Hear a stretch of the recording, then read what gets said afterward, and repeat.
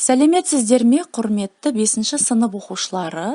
Қазақ тілі сабағын бастайық. Здравствуйте, уважаемые ученики 5 классов. Начинаем урок казахского языка. Продолжаем тему «Чудесное явление Шайтанкөл». Шайтанкөл ғажайып құбылыс тақырыбын жалғастырамыз. Повторяем новые слова. Тау басы, жартас, қарағай, мөлдір, биіктік, жоңғар шабуылы, шайқасады, құдай, сыйынады, қорғайтын көз жасы. Я уверена, что вы выучили перевод этих новых слов. Мы работаем со страницами 112-115 в учебнике. Оқулықтың 112-115 беттермен жұмыс жасап жатырмыз. Озеро Шайтанкөл находится недалеко от Каркаралинско-Карагандинской области в Казахстане. Это озеро является удивительным природным творением, которое находится в живописном месте на высоте более 1000 метров над уровнем моря и окружено труднодоступными скалами и лесами. Несмотря на красоту окружающих пейзажей, Шайтанкөл, которое еще называют чертовым озером, является загадочным местом, которое наводит ужас и панический страх. Побывав здесь однажды, мало кто захочет вернуться сюда снова. На берегу озера стоит оглушающая тишина. Здесь нет ни животных, ни птиц.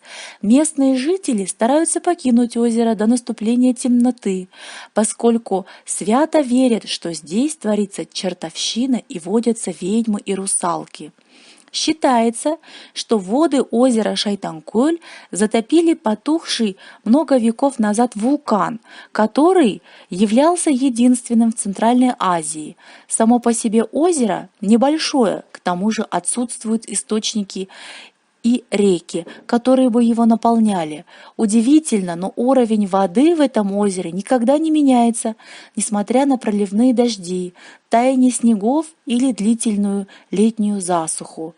Озеро Шайтанкөл является памятником природы республиканского значения и входит в список охраняемых территорий Казахстана.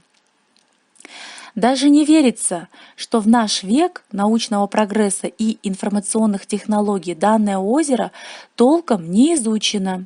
Ученым до сих пор не удалось установить ни его глубину, ни химический состав воды, ни даже исследовать дно этого загадочного и мистического водоема.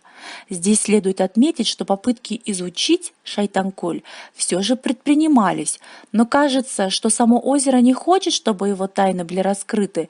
Иначе как объяснить, что не всем желающим удается с первого раза найти дорогу к нему, а местные считают, что это сам нечистый плутает путь. А находясь на берегу, можно слышать странные непонятные звуки, раздающиеся со дна водоема. Мало кто рискнет окунуться в его воды, а местные жители даже не приводят животных на водопой. Вот такая интересная информация. А теперь открываем страницу 115. 10 задание. Оқулықтың 115 бетіндегі 10-шы тапсырмасын ашайық.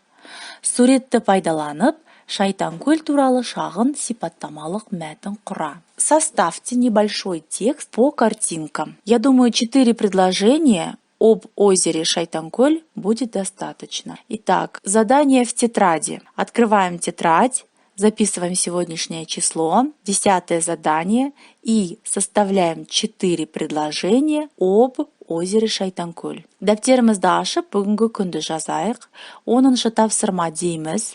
Сосын суреттерге қарап, Шайтанкөл көлі туралы 4 сөйлем құрап жазамыз. Есте сақта, Шайтанкөл Бұғылы деген таудың басында жатыр. Шайтанкөлді гранитті жартас пен қарағайлы орман қоршаған. На этом урок заканчивается. Всего хорошего. Сабағымыз аяқталды. Сау болыңыздар, балалар.